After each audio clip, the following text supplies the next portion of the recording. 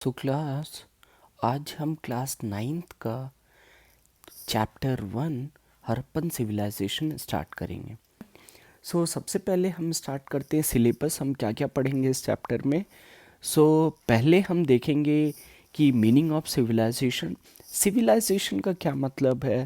Then उसके बाद हम पढ़ेंगे डिफरेंट सोर्सेस के बारे में, हड़प्पन सोर्सेस के बारे में, कि हमें हड़प्पन सिविलाइजेशन के बारे में कौन सी ऐसी चीज़ें थी उनसे पता चला। एंड इन सब में great bath, citadel, seals, beard man, then dancing girls, then dockyard, script और भी बहुत सारे हम आर्कियोलॉजिकल सोर्सेस को देखेंगे और उनको स्टडी करेंगे। इसके बाद हम देखेंगे ओरिजिन, देन हम देखेंगे एक्सटेंट ऑफ हड़प्पन सिविलाइजेशन, उसके बाद हम देखेंगे टाउन प्लानिंग, देन हम देखेंगे trade, art and craft, and at last reason for the decline of Harappan civilization, और हड़प्पन सिविलाइजेशन क्यों डिक्लाइन हुआ। सबसे पहले हम सब बेसिक से स्टार्ट करते हैं, that is meaning of civilization. अब अगर मैं सिविलाइजेशन को सिंपल लैंग्वेज में बोलूँ तो सिंपली एडवांस्ड स्टेज, एक एडवांस स्टेज जहाँ राइटिंग का डेवलपमेंट है, जहाँ अर्बन लाइफ है, जहाँ ट्रेड हो रहा है, जहाँ ट्रांसपोर्टेशन है, जहाँ एक सिस्टम ऑफ गवर्नेंस है, बहुत सारी कैरेक्टरिस्टिक्स हैं। अब ये जो एज ऑफ सिविलाइजेशन वो कैसे आई, वो हिस्ट्री के डेवलपमेंट की वजह से आई। जैसे हम अर्ली हिस्ट्री में ह्यूमंस क्या थे, नोमैड्स थे। नोमैड्स का मतलब वो एक जगह से दूसरी जगह मूव करते थे। क्यों मूव करते थे? फूड के लिए, क्योंकि उनका मेजर ऑक्यूपेशन क्या था, gathering of food and hunting of animals. इसलिए वो एक जगह से दूसरी जगह मूव करते थे। But the age of civilization, the age of civilization की वजह से ना वो क्या हो गए, वो एक पर्टिकुलर प्लेस पर सेटल्ड हो गए, वो सेटल्ड हो गए। तो अब वो क्यों सेटल्ड हो गए, उस उसको समझने के लिए हमें कुछ बेसिक चीज़ें समझनी पड़ेंगी। अब हंटर्स एंड गेदर्स जो थे वो एक जगह क्यों रहने लगे, just because of surplus production. Surplus production क्या मतलब, देखो वीट का प्रोडक्शन अगर हमने किया तो दो चीज़ें होती हैं वीट में। एक सबसिस्टेंस, सबसिस्टेंस का मतलब रोजी रोटी, एक टाइप ऑफ कल्टीवेशन हम कैसे करते हैं कि सिर्फ अपने सेल्फ कंजप्शन के लिए। और सेकेंड जो हम वीट का प्रोडक्शन करते हैं वो surplus production. Surplus production, surplus production का क्या मतलब कि हम मार्केट में सेल करने के लिए प्रोडक्शन कर रहे हैं, that is to sell for the market. अब ये जो एज ऑफ सिविलाइजेशन है ना, वो ये टाइम पीरियड है, दैट इज़ हम सबसिस्टेंस प्रोडक्शन से मूव किस तरफ हो गए हैं, सरप्लस प्रोडक्शन की वजह से। हमारा एग्रीकल्चर प्रोडक्शन बहुत ज़्यादा हो रहा है, एंड बहुत ज़्यादा एग्रीकल्चर प्रोडक्शन की वजह से बेसिकली क्या हो रहा है, ट्रेड का डेवलपमेंट हो रहा है। ट्रेड की डेवलपमेंट की वजह से राइटिंग का डेवलपमेंट हो रहा है। राइटिंग के डेवलपमेंट की वजह से बहुत सारा फर्दर डेवलपमेंट हो रहे हैं। पॉटरी मेकिंग का डेवलपमेंट हो रहा है, ट्रेड का डेवलपमेंट हो रहा है, ट्रांसपोर्टेशन का डेवलपमेंट हो रहा है। और सिंपली हम एक एज में चले जाते हैं और उस एज को हम क्या बोलते हैं, सिविलाइजेशन, और द एज ऑफ सिविलाइजेशन। ठीक है, तो सिविलाइजेशन का मतलब क्या है, सिविलाइजेशन का सिंपल सा मतलब है जहाँ एडवांसमेंट हो। किस चीज़ का advancement, that is city life का, टाउन प्लानिंग का, और simply the people they started living in urban areas, और अर्बन कल्चर का डेवलपमेंट हो, तो उस पीरियड को हम क्या बोलेंगे, सिविलाइजेशन। समझ में आया? So meaning of civilization, When man started producing enough food, he began thinking of new things. He thought of settled society, better food, better clothes. He also learned how to read and write. ये समझ में आया कि वो उन्होंने लिखना कैसे शुरू किया, just because trade, surplus production की वजह से ट्रेड हो रहा है, एंड ट्रेड होने की वजह से उनको रिकॉर्ड मेंटेन करना पड़ रहा है, क्योंकि ट्रेड बहुत लार्ज स्केल में हो रहा है ना, एंड उसकी वजह से ट्रेड को रिकॉर्ड करने के लिए राइटिंग का डेवलपमेंट हुआ, ठीक है। एंड वो अपना नॉलेज, जो अब उनकी फूड प्रॉब्लम सॉल्व हो गई ना, तो अब उनके पास जो भी नॉलेज है वो अदर थिंग्स में यूज़ करेंगे, जैसे पॉटरी मेकिंग में, देन लैंग्वेज का डेवलपमेंट होगा, राइटिंग का डेवलपमेंट होगा, टूल मेकिंग और एडवांस होगी, एज वेल एज पॉटरी का डेवलपमेंट होगा, रिक्रिएशनल एक्टिविटीज़ होंगी बहुत सारी, ठीक है। So thus we can see that when man looks for more than just fulfillment of his basic need, that stage is known as age of civilization. Or civilization is said to be an advanced stage of human cultural development. ठीक है, समझ में आया? Civilisation as हम किसे बोल सकते हैं? Civilization age is said to be an advance stage of human culture development. Okay class, अब सिविलाइजेशन की मीनिंग को समझाने के लिए मुझे सबसे पहले आपको प्री हिस्ट्री के बारे में बताना पड़ेगा। अगर आपको प्री हिस्ट्री के बारे में क्लियर हो गया तो आपको जो सिविलाइजेशन की मीनिंग है वो बहुत ही इजीली समझ में आ जाएगी। और नॉट ओनली हड़प्पन सिविलाइजेशन, बाकी जो अदर सिविलाइजेशंस हैं वो भी आपको बहुत इजीली ही समझ में आ जाएंगे। सो सबसे पहले स्टार्ट करते हैं सम बेसिक्स। प्री हिस्ट्री को हम प्री हिस्ट्री क्यों बोलते हैं? प्री हिस्ट्री का मतलब क्या है? प्री हिस्ट्री का सिंपल सा मतलब है जहाँ राइटिंग का डेवलपमेंट ना हुआ हो, सिंपली एक ऐसी stage where there is no development of writing, जहाँ राइटिंग का डेवलपमेंट नहीं हुआ। मीन्स इस टाइम पीरियड को हम क्या बोलते हैं? The age of hunters and gatherers. यहाँ जो अर्ली मैन थे वो हंटर्स एंड गेदर्स थे। मीन्स वो क्या थे? नोमैड्स। वो एक जगह से दूसरी जगह तक मूव करते थे। मूव क्यों करते थे? फूड के लिए, ठीक है। सो प्री हिस्ट्री 3 पीरियड में डिवाइडेड है। Paleolithic, that is also known as old stone age, mesolithic, that is known as middle stone age, and neolithic, that is known as new stone age. हम इन तीनों की characteristic देखेंगे, important discoveries क्या हुई इन तीनों एज में। सबसे पहले पैलियोलिथिक एज पर। अब palaeolithic that is also known as old stone age. अब इसमें जो प्रिमिटिव मैन थे वो क्या थे? नोमैड्स। नोमैड्स का क्या मतलब? वो एक जगह से दूसरी जगह तक मूव करते थे। मूव क्यों करते थे? फूड के लिए, क्योंकि हंटिंग एंड गैदरिंग उनका कॉमन ऑक्यूपेशन था। गैदरिंग किस चीज़ की करते थे? Gathering fruits, roots as well as vegetables. And आपको पता है कि ये सारी चीज़ें, फ्रूट्स, वेजिटेबल्स, ये सारी चीज़ें सीजन पर डिपेंडेंट हैं। इस वजह से वो लोग एक जगह से दूसरी जगह तक मूव करते थे। क्यों? क्योंकि सीजन चेंज होते रहते थे, तो इसलिए ये क्या थे? नोमैड्स थे, ठीक है।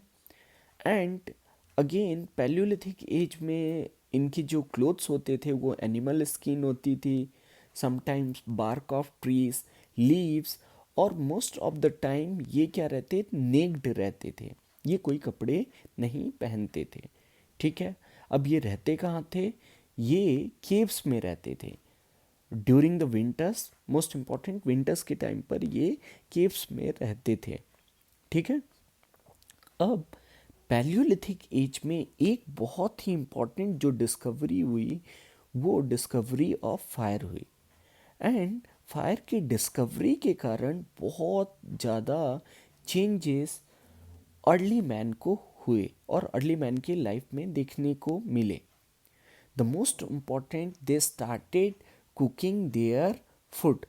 अब ये मीट क्या करने लगे? मीट पहले ये क्या करते थे? रॉ ईट कर लेते थे, बट अब फायर की डिस्कवरी की वजह से नाउ दे स्टार्टेड कुकिंग। अब ये कुकिंग करने लगे, so as a result food का टेस्ट इन्हेंस हुआ, इनके सर्वाइवल रेट भी इंक्रीज हुआ। ठीक है, एज वेल एज ये फायर इनको विंटर्स के टाइम पर वार्म भी रखता था। ठीक है, एंड फायर से एक और एडवांटेज इनको ये हुआ कि जो वाइल्ड एनिमल्स थे वो इनसे दूर रहने लगे। ठीक है, अब सेकंड जो इन्वेंशन इस टाइम पर हुआ कि they invented how to make tools. Tools किस चीज़ के? Stone tools. इनको ये पता लग गया था इस टाइम पीरियड में पैलियोलिथिक कि हमें टूल्स बना के कैसे हम एनिमल्स को हंट कर सकते हैं। They started making tools. ठीक है, देन इसके बाद जो नेक्स्ट टाइम पीरियड थी उसको हम क्या बोलते हैं? Mesolithic age. Mesolithic that is also known as middle stone age. ठीक है, अब ये पैलियोलिथिक के कंपैरिजन में शॉर्ट टाइम एज थी। ठीक है, अब यहाँ मैन ने टूल मेकिंग में फर्दर प्रोग्रेस किया। अब यहाँ जो मैन के जो टूल्स थे वो बहुत ही शार्प हो गए। पैलियोलिथिक में फॉर एग्जांपल अगर बोला जाए तो टूल्स अगर ऐसे थे, वो ऐसे बड़े बड़े टूल से हंट करते थे, तो इस टाइम ये क्या हो गए? ये शार्प हो गए, पॉइंटेड हो गए। एंड आपको पता ही है कि अगर टूल्स शार्प हो जाएंगे तो एनिमल्स को किल करना इजी होगा। ठीक है, तो इस टाइम पीरियड पर मोस्ट इम्पॉर्टेंट डिस्कवरी ये थी कि इन्होंने अपने जो टूल्स थे उसको क्या कर लिया था? शार्प। मीन्स इनका further advancement in technology Mesolithic as में हुई। ठीक है, अब इन्होंने एक्सेस की डिस्कवरी हो चुकी थी और एक्सेस को वुडन हैंडल दे दिया गया था मेसोलिथिक एज में। Bow and arrow, bow and arrow means तीर कमान, तीर कमान की भी डिस्कवरी हो गई। और बो एंड एरो की वजह से क्या हुआ ना, ये जो फास्ट मूविंग एनिमल्स थे ना, जो बहुत तेज दौड़ते थे ना, इनको भी अब हंटर्स एंड गेदर्स इजीली क्या कर सकते थे? किल कर सकते थे। सो मेसोलिथिक एज में मोस्ट इम्पॉर्टेंट चेंजेस क्या हुए? टूल्स बहुत ही शार्प हुए। ठीक है, सो देखो अब अभी पैलियोलिथिक में उनको ज़्यादा स्ट्रगल करना पड़ता था फूड के लिए, म्यूजोलिथिक में वो स्ट्रगल थोड़ा कम हो गया क्योंकि उनके पास कुछ नई technology I, that is microlith. इनके जो टूल्स थे वो और शार्पर हो गए। ठीक है, अब इसके बाद जो टाइम पीरियड था वो क्या था? Neolithic as. न्योलिथिक एज को हम क्या बोलते हैं? New stone age. अब इस एज में कुछ बहुत सिग्निफिकेंट डिस्कवरी हुई और जो मोस्ट इम्पॉर्टेंट डिस्कवरी थी वो डिस्कवरी ऑफ एग्रीकल्चर। अभी देखो इस टाइम पीरियड से पहले अर्ली मैन क्या थे? नोमैड्स। वो एक जगह से दूसरी जगह मूव करते थे, किसके लिए? फूड के लिए। बट इस टाइम पीरियड पर वो क्या हो गए? वो सेटल्ड हो गए। They started settling into a particular place. वो एक जगह रहना शुरू कर देते हैं। और रहना क्यों शुरू कर देते हैं? एग्रीकल्चर की डिस्कवरी की वजह से। क्योंकि आपको पता है एग्रीकल्चर क्रॉप्स को ग्रो करने के लिए टाइम लगता है। It is time consuming occupation, क्योंकि क्रॉप्स को ग्रो करने में 4 to 5 months लग का टाइम पीरियड लगता है। तो अर्ली मैन क्या हुआ? वो एक जगह पर, अब देखो नोमैडिक लाइफ से वो किस लाइफ तक आ रहे हैं? सेटल्ड लाइफ पे। ठीक है, एग्रीकल्चर, डिस्कवरी ऑफ एग्रीकल्चर हुआ। अब डिस्कवरी ऑफ एग्रीकल्चर की वजह से अब इनको एक जगह रहने लगना पड़ा, तो उसकी वजह से क्या होना पड़ा? बहुत सारी चीज़ें एक जगह से दूसरी जगह ले जाना। यूजुअली जो ग्रेन्स होते थे, ग्रेन्स का मूवमेंट थोड़ा फास्टर हो गया। फास्टर मीन्स किस वजह से फास्टर हुआ? Inventions of wheel.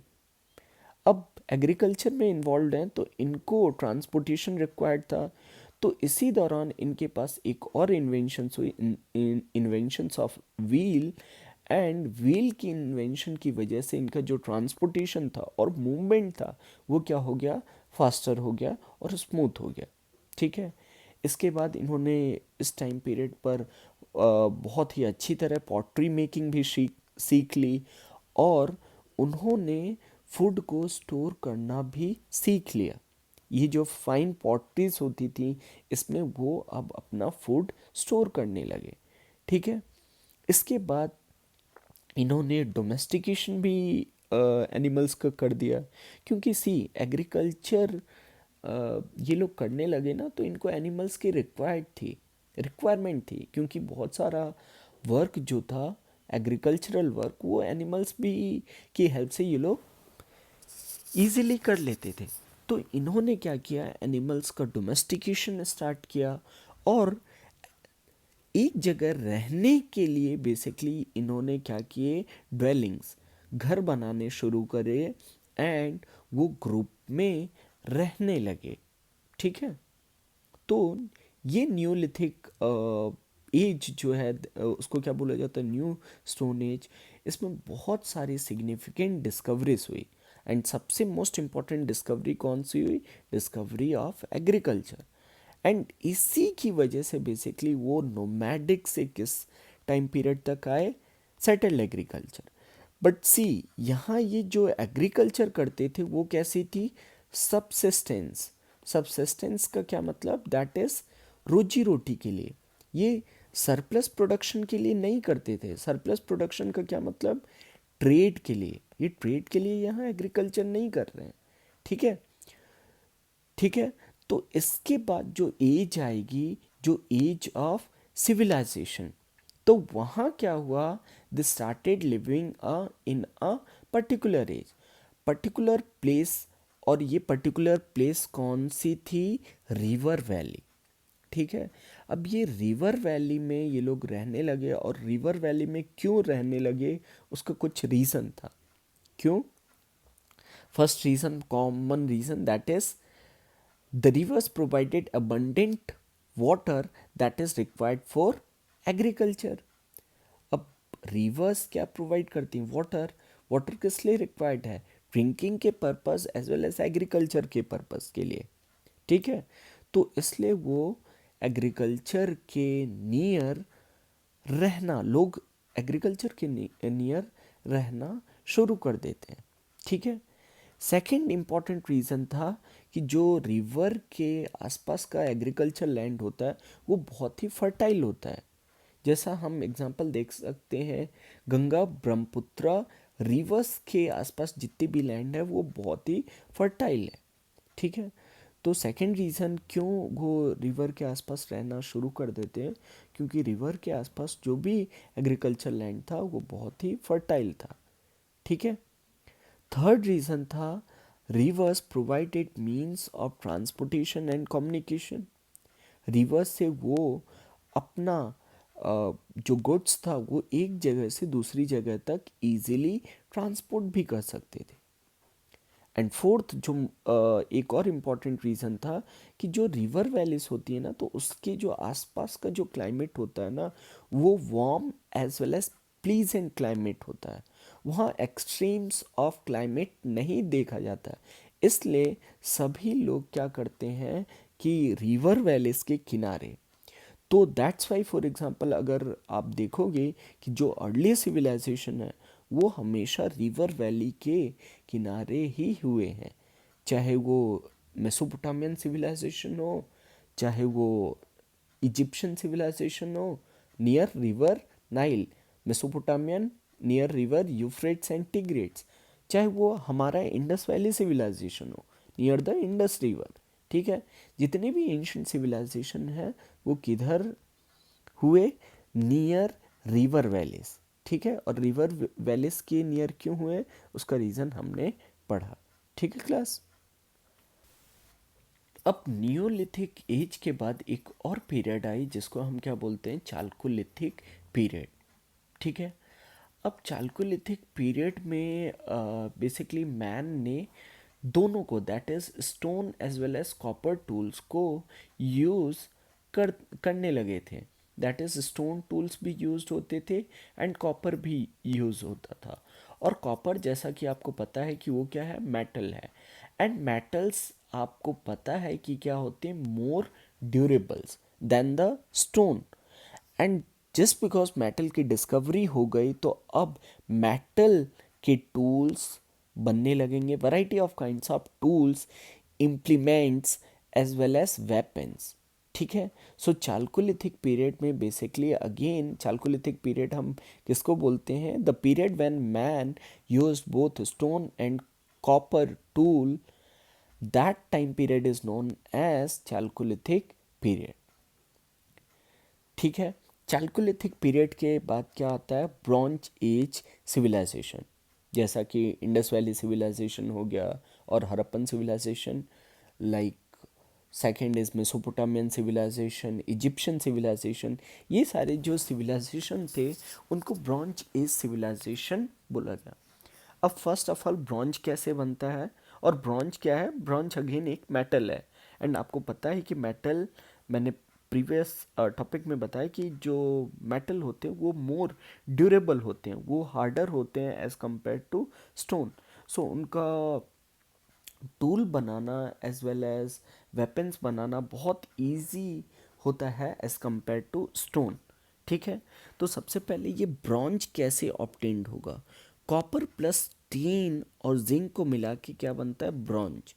और ये जो ब्रॉन्ज होता है वो कॉपर से हार्डर एज वेल एज मोर डक्टाइल होता है। एंड जिसकी वजह से ये किस में हेल्पफुल है? Manufacturing of the tools and weapons. जितना अच्छा मेटल उतने अच्छे टूल्स एंड वेपन्स बनेंगे। ठीक है। तो इसलिए इस टाइम पीरियड को क्या बोला जाता है? Bronze age civilisation. ठीक है। हम देख लेते हैं कुछ example of bronze age civilisation. Like Harappan civilisation जो इंडिया में प्रेजेंट था, इंडस। मेसोपोटामियन सिविलाइजेशन कौन सी रिवर के किनारे था? Euphrates and Tigris. Chinese civilisation that is Huang Ho and Yangtze river. Then Egyptian civilisation that was near the Nile river. ठीक है क्लास।